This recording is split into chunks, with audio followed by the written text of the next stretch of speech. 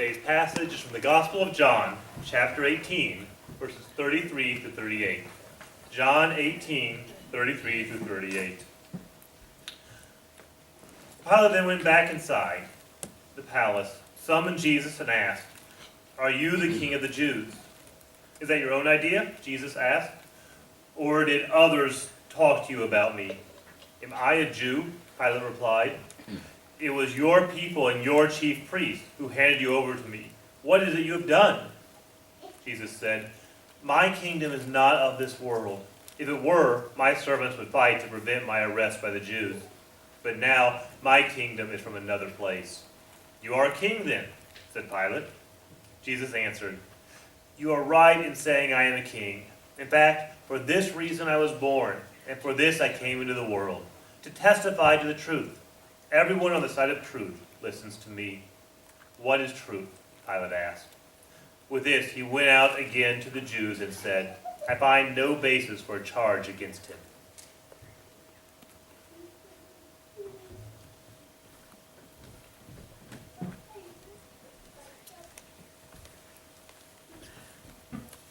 Do you know today's a holiday? It is. I didn't know this until very recently. I know Thursday was Thanksgiving, but that's not what I'm talking about. There's a traditional Christian holiday celebrated today. Now, it's not a major holiday like, say, Christmas or Easter. It's not a national holiday like Independence Day or Thanksgiving, but it is a traditional Christian holiday.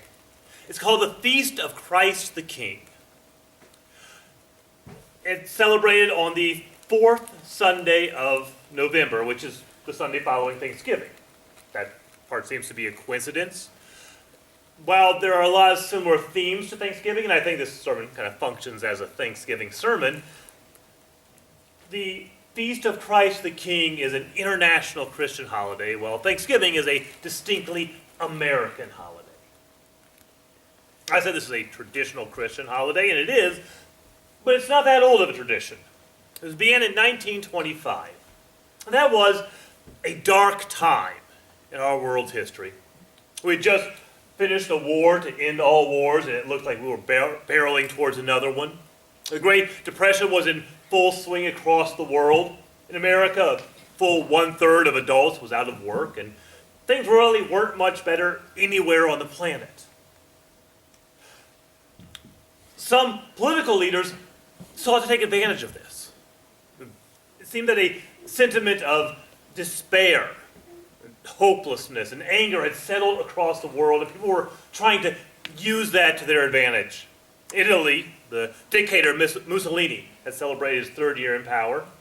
In Germany, a failed artist named Adolf Hitler had been out of jail for about a year, and his Nazi party was gaining ground across the country. And in the midst of this, Christian leaders across the world want to remind people who is really the king of the world. But how do they do that? Christians have been saying for generations that Jesus is the King of Kings and the Lord of Lords.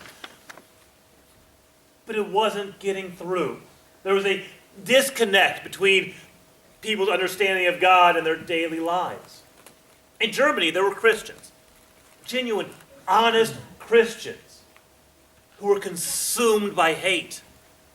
They felt hopeless and defeated, and they wanted to lash out. They had been hurt, and they wanted to hurt other people. In America, there were Christians, genuine, honest Christians who were filled with a spirit of vengeance.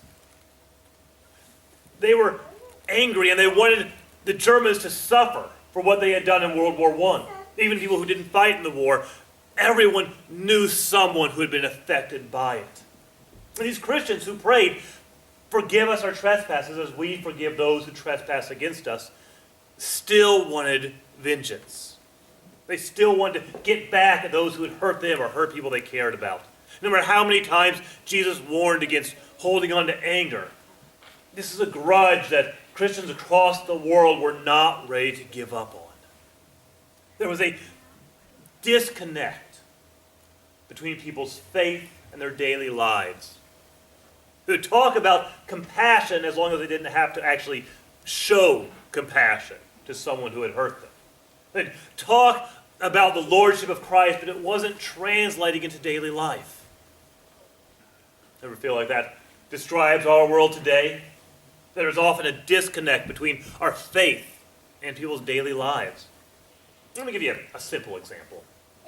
Last Thursday was Thanksgiving. Millions of Americans came together to celebrate Thanksgiving, and yet many people failed to give thanks. In some cases, it's just an outright lack of thankfulness. You may have noticed a trend in our society to call Thanksgiving Turkey Day. Now, on one level, that's a silly little joke. But on another level, it points to a deep-seated change in our society. It's no longer Thanksgiving, it's Turkey Day. We're no longer giving thanks, we're focused on the bird. We're no longer coming together to honor the God who gives us all that we have. We're coming together to celebrate food, family, and football. Even among those who recognize what Thanksgiving is about, those who bow their heads to pray and talk about what they're thankful for, often find a disconnect in the rest of their lives. That thankfulness doesn't creep through. They'll spend a few minutes one day a year talking about what they're thankful that they have, and the rest of their year worrying about the things they don't have. There's so often a disconnect from our faith to our daily lives. So how do we bridge that distance? How do we bring our faith into our everyday life? Well, one of the ways we can do that is understanding who Jesus is. I think we can learn a lot about who Jesus is from today's passage. As we pick up the story today, Jesus had been arrested by the Sanhedrin and brought before their governing body. And they accused Jesus of blasphemy, of claiming to be God. Since that's true, Jesus did say he is God, not in the vague New Age sense in which everyone and everything is a part of God. Not even in the way the Romans would have said that their emperor is a god. He claimed to be God Almighty, creator of heaven and earth in the flesh. If he lied, that was blasphemy. It was a crime punishable by death by Old Testament law. If he told the truth, that changes everything. The Sanhedrin asked him directly, "Are you the Son of God? Are you putting yourself on the same level as God the Father?" Jesus said yes. That to them was blasphemy. They did not believe him. And so they brought Jesus to Pilate. And they said that Jesus was a king, someone trying to challenge Roman authority. And so Pilate asked Jesus, "Are you the king of the Jews?" Now, all four Gospels record Pilate asking that question. And all four Gospels have Jesus giving the same answer. Jesus said, "You've said it." Now, there's a lot in that answer. Because Jesus is saying that Pilate has said the right words, but he doesn't really have the right idea. He said Jesus is a king, and that's right, but Jesus is not the kind of king that Pilate was thinking of. Pilate was thinking of a human king, a national leader who might challenge Roman authority. Jesus wasn't that kind of king. He's a far greater king. He was the King of Kings, the King of the world, the creator of the universe. Pilate didn't really get that part. All he heard was Jesus say that he's a king. He latched onto that one little idea. He said, "So you are a king." And Jesus again said, "Yes, you've said the right words." Jesus is a king, but not in the way that Pilate meant it. Jesus said that he was born a king, that he came into the world to testify to this truth, and everyone who is on the side of truth listens to him. Pilate, with the great postmodern response, said, "What is truth?" Couldn't we hear someone saying that today? What is truth? What does that even mean? You might know that the Oxford English Dictionary every year comes out with what it calls a word of the year. That is, it publishes what it thinks is a word that gained a lot of use in that year and summarizes the cultural experience of English-speaking people. In 2016, the word of the year was post-truth. Philosophers have always questioned the nature of truth, but it seems we're more and more living in a world where people just don't care about truth. They say, what is truth? Every day we're confronted with 1,000 different worldviews that are incompatible with each other. And people say, what is truth? Can we find it? Does it even matter? For Pilate, truth didn't matter. Pilate's interest was in power and prestige and doing whatever he could to hang on to that.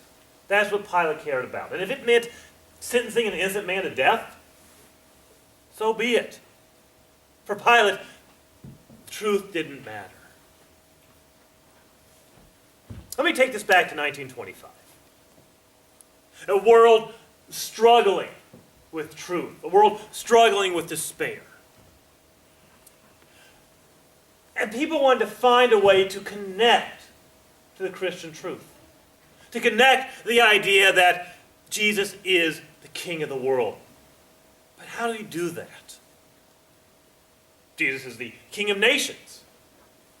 But that is true. Our God is the God of history. He sets the course of nations, even as the nations on their own range. But at the time, many nations weren't really following God. And at least in the short run, well, people might understand that God is in control. In the short run, they couldn't see God's hand at work in the nations. Jesus is the creator of the universe. Again, that's true. He is the creator of everything that is. Everything that we can see and touch, everything that we own, everything we experience has come from him. But it's too abstract. It's too big. The universe is too vast. We can't experience it all at once. We can't get our minds around the idea of how much our God has made. So this was the question. How do we connect people to the idea that Jesus is the King of the world? How do we bring this truth into our daily lives? Well, the answer they found at that time is one that really speaks to me. They said that Jesus is King of the world, which means that Jesus is the King of time.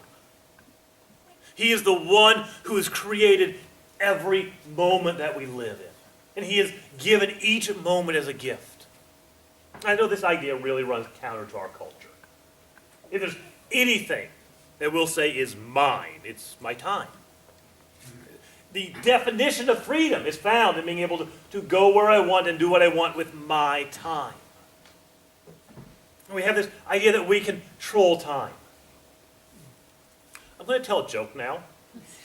Last few weeks, Paul's warned me that I need to warn you when I tell a joke. So, I'm going to tell you a very short joke. This is from Jack Handy, who had a small sketch on Saturday Night Live called Deep Thoughts. And one of Jack Handy's deep thoughts was, imagine if you could set aside just 5 minutes at the end of every day. By the end of the year, you'd have a whole day saved up. I tell you that poor joke because He hadn't warned us it was a joke. all my jokes are bad jokes. You're not learning this. I tell you this joke because it points to a truth. We can't control time. We cannot create a single instant of time.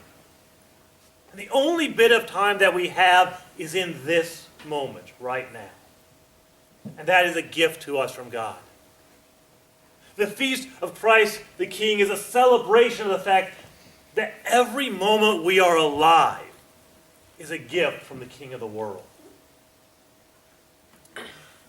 Life becomes hectic. Life can be overwhelming, and we have a God who is in control. We have a God who gives us this moment. So I encourage you to take time to consider that. We've just celebrated Thanksgiving on Thursday. We're heading into the Christmas season. As we get our minds into the right frame for this season, I encourage you, just for today, make it the theme of your own thoughts. Meditate on this, even just for today.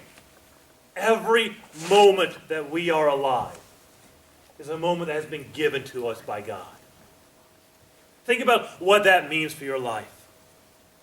Because God, the creator of the universe, has given you this moment. And if it is a gift from the King of the world, how does he want you to use it? I'd like to close today's sermon with a song. I've gotten up here a few times and I've played different songs, but today Rita Gearhart has volunteered to sing a song for us. So I'd like to invite Rita to come up, and she's going to sing the song King of the World by Natalie Grant.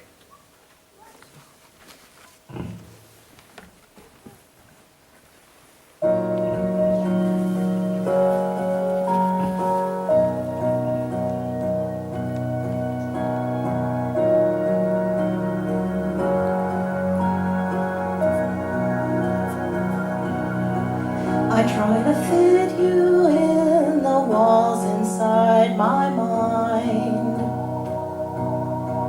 I try to keep you safely in between the lines. I try to put you in a box that I've designed. I try to pull you down so we are eye to eye. When did I forget that you've always been king of the world? I try to take life back right out of the hands of the king of the world. How could I make you so small when you're the one who holds it all? When did I forget that you've always been king of the world? Just a whisper of your voice can tame the seas. So who am I to try and take the lead? Still I run ahead and think I'm strong enough, when you're the one who made me from the dust. When did I forget that you've always been king of the world? I try to take life back right out of the hands of the king of the world. How could I make you so small when you're the one who holds it all? When did I forget that you've always been king of the world? You're the one who put it all in motion, every single moment. You brought it all to be, and you're holding on to me.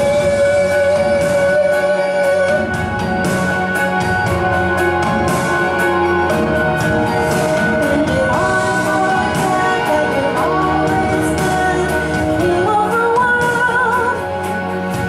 I try to take life back right out of the hands of the king of the world. How could I make you so small when you're the one who holds it all? When did I forget that you've always been king of the world? You have always been king of the world.